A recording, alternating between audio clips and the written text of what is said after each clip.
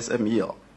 The copious reference by Mr. Nti to Cotecna SA and its notable technological acclaim was merely a ruse to divert attention from the glaring incapacity of SMEL in an attempt to directly influence the procurement process to obtain an unfair advantage for SMEL, notwithstanding its lack of experience and technological capability.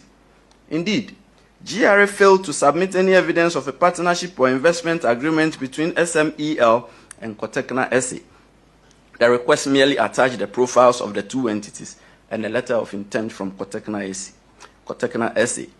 Further, nothing in Section 40 of the Public Procurement Act, which governs single-source procurement, operated in favor of the attempt to sole-source SMEL to engage in revenue assurance on behalf of the Republic.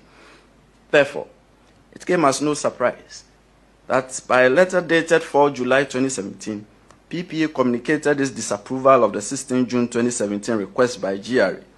PPA was emphatic that SML had no proven experience in the business it sought to undertake. Further, PPA stated that the letter of intent by Cotecna SA did not establish any legally binding relationship between SMEL and Cotecna for the provision of the service, and that the company seeking to be considered for a contract must demonstrate an appreciable capacity and strength of its own, and possibly subcontract a portion to a qualified subcontractor or agent, which was absent in the case.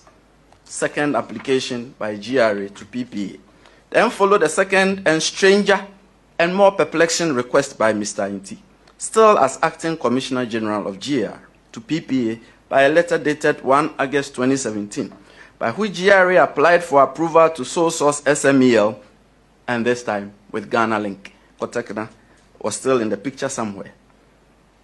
The request recited that SMEL had acquired a software for the classification, valuation, and risk management, that is CVRM platform, from Cotecna SA, and that SMEL had agreed to enter into a partnership with Ghana Link, a renowned local inspection and verification service provider, to provide the necessary support services for the implementation of the platform for GRA.